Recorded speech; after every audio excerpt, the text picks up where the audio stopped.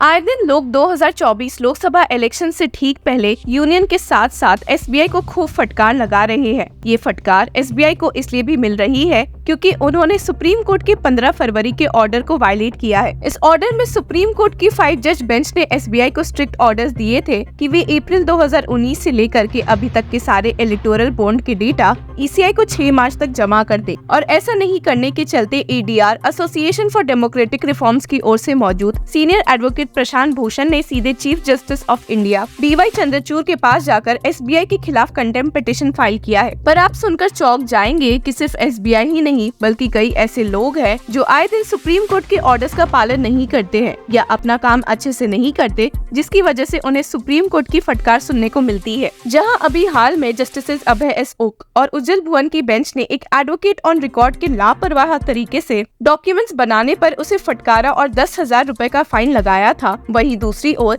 Supreme court bench जिसमें कि justice सीटी रवि कुमार और राजेश बिंदल मौजूद थे कि सामने एक व्यक्ति ऐसी जिद पर उतर गया कि अगर उसके हिसाब से काम नहीं होगा तो वे जेल जाना चाहता है। आपको लगेगा भी कि हम मजाक कर रहे हैं, लेकिन ऐसा कुछ भी नहीं है। सुप्रीम कोर्ट की बेंच इस इंसान का रवैया देखकर दंग रह गई कि ये भला किस तरह की बच्चों वाली जिद है। तो आपको केस की डिटेल्स देते हुए बताते हैं कि इस व्यक्ति का नाम है उपेंद्र नाथ दलाई और सबसे पहले ये सुप्रीम कोर्ट एक पब्लिक इंटरेस्ट लिटिगेशन लेकर पहुंचे थे कि सत्संग फाउंडर श्री श्री ठाकुर अनुकूल चंद्र को एक परमात्मा डिक्लेयर कर देना चाहिए। हालांकि सुप्रीम कोर्ट ने इस प्ली को डिसमिस करते हुए दलाई पर 1 लाख रुपए का एग्जेम्पलरी कॉस्ट लगा दिया और ऑब्जर्व किया था कि India is a secular country and the petitioner can not be permitted to pray that the citizens of India में एक्सेप्ट श्री श्री ठाकुर अनुकूल चंद्र एज परमात्मा सुप्रीम स्पिरिट। मामले में ट्विस्ट तब आया जब दलाई ने ये 1 लाख रुपए जुर्माना जमा करने से सख्त मना कर दिया और ऊपर से सुप्रीम कोर्ट को फटकारते हुए उन्हें एक ईमेल लिखा और कहा, I decline to appear in court in this matter as per this case number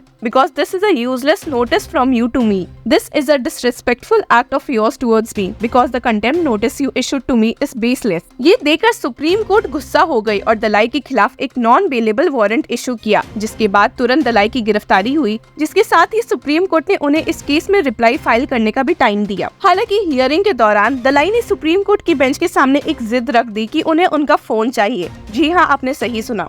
असल में हियरिंग के दौरान सुप्रीम कोर्ट बेंच सोच रही थी कि दलाई को रिप्लाई फाइल करने के लिए उनका फोन दे देना चाहिए, जिसमें से वे अपने डॉक्यूमेंट्स निकाल लेंगे, पर उन्हें लगा कि दलाई इस आजादी का गलत इस्तेमाल करेंगे तो उन्होंने फोन देने से इनकार कर दिया। जस्टिस बिंदल ने इस मौके पर दलाई से पूछा कि उन्हें मोबाइल फोन से कौन से डॉक्यूमेंट्स चाहिए, which documents do you want from the mobile, जिसके जवाब में दलाई कहने लगे कि उन्हें सारे डॉक्यूमेंट्स चाहिए होंगे जब से केस चल रहा है और उन्होंने पीआईएल फाइल किया था। हालांकि जस्टिस बिंदल ने उन्हें समझाते हुए कहा कि आपको केवल 1 लाख रुपए फाइन लगने के बाद के कंडक्ट को समझाना है और उसी से रिलेटेड डॉक्यूमेंट्स चाहिए। हालांकि दलाई ने ये सुनकर कहा कि उन पे जो फाइन सुप्रीम कोर्ट ने लगाया था उन्होंने वे रिव्यू किया था and stated cost was imposed and I reviewed it. हालांकि जस्टिस रवि कुमार ने टोकते हुए कह दिया, review is to be done by the court not by you. You can file an application but hitherto no client is having the right to review.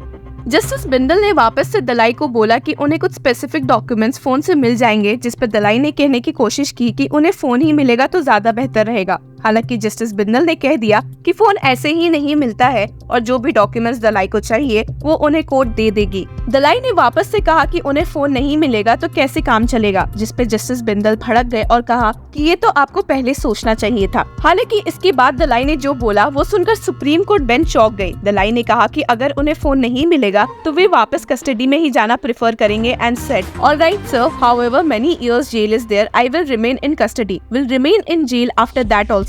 ये सुनकर justice Bindal ने कह दिया, देन यू डिजर्व इट। और वहीं justice Ravi Kumar भी पीछे नहीं हटते हुए ने कहा, why don't we straight away go for initiating contempt proceedings, we thought that you should be given an opportunity if that is the attitude. इस हीटेड आर्गुमेंट के बाद सुप्रीम कोर्ट बेंच ने ये ऑर्डर रिकॉर्ड करते हुए साफ साफ शब्दों में मेंशन किया कि Dalai was unwilling to accept documents from the court which would be sufficient to file reply and was adamant that he had only prepared a reply if he is given his phone. It was added that he was prepared to remain in jail till the time he was provided the mobile phone. Dalai के attitude को ध्यान में रखते हुए supreme court bench ने इस मामले में इश्यूज फ्रेम करने के ऑर्डर्स दिए हैं और केस को आगे के लिए बढ़ा दिया and stated, produce him on Wednesday, we will frame the charge and then nothing can be done, he is inviting, let it be. आपको बता दें कि हियरिंग के शुरुआत में सुप्रीम कोर्ट बेंच ने दलाई से पूछा भी था कि क्या वो भड़काऊ से ईमेल उन्होंने खुद लिखा था, जिससे उन्होंने अग्री किया। आपको बता दें कि इस ईमेल में पूरा ये लिखा हुआ था that I decline to appear in court in this matter as per this case number because this is a useless notice from you to me. This is a disrespectful act of yours towards me. Because the contempt notice you issued to me is baseless. I have filed an MA case seeking stay against the contempt proceedings. You have knowingly disregarded the Constitution of India and unfairly issued this notice to me on 23 January 2023 when I had no defect in my miscellaneous application file. Is it worth it? So first you register my MA file, then notice will be posted as per time. I will then be present at the honorable court. Therefore the hearing of this case is requested to be quashed. ऐसा भड़काऊ email पढ़कर ही supreme court काफी गुस्सा हो गई थी, जिसके बाद उन्होंने दलाई को अक्टूबर 9, 2023 को सुप्रीम कोर्ट में प्रेजेंट रहने के ऑर्डर्स दिए थे, जिससे उन्होंने साफ मना कर दिया था, जिसके बाद ही जाकर The court issued a bailable warrant in the sum of ₹20,000 against Dalai, जिसके बाद बेलेबल वारंट के सर्विस रिपोर्ट से पता चला कि दलाई ना ही अपने घर पे मिल रहे हैं और ना ही कहीं और, जिससे ये समझ आ गया कि वो कोर्ट के ऑर्डर्स का पालन नहीं कर रहे हैं और भाग रहे हैं। In this backdrop, a non-bailable warrant was issued in January this year. This led to Dalai's arrest and production before the court. On March 4th, the court was not inclined to grant bail but gave him time to file reply. He was directed to remain in custody till next date. तो ऐसे ये मामला समाप्त हुआ, जिसमें दलाई इस जिद पर अड़ गए थे कि उन्हें अपना मोबाइल फोन चाहिए ही चाहिए। अब जैसा कि हमने आपको वीडियो के शुरुआत में ही बताया था कि सुप्रीम कोर्ट की दूसरी बेंच ने एक एडवोकेट ऑन रिकॉर्ड को 10,000 का फाइन लगाया था, क्योंकि उन्होंने पाया कि इस केस में मौजूद एडवोकेट ऑन रिकॉर्ड ने एक बहुत ही लापरवाही में अपील फाइल की थी और ये जरा सा भी महसूस नहीं हो रहा था कि ये मामला सीरियस है। एक एडवोकेट ऑन रिकॉर्ड का इतना कैजुअल तरीका देखकर सुप्रीम कोर्ट की बेंच चौंक गई और फटकारते हुए कहा था, we find that it is a case of non application of mind by the advocate who drafted the appeal and perhaps these grounds have been picked up from some other special leave petition drafted by the advocate. सिर्फ advocates की बात रहने दीजिए, supreme court ने अभी हाल ही में supreme court registry को भी नहीं बख्शा था और उनके द्वारा लापरवाही में उन्हें फटकारते हुए कहा भी था, We fail to understand how the registry can do something like this. When there is an order of the court to draw a decree in a particular manner, it is the duty of the registry to do so.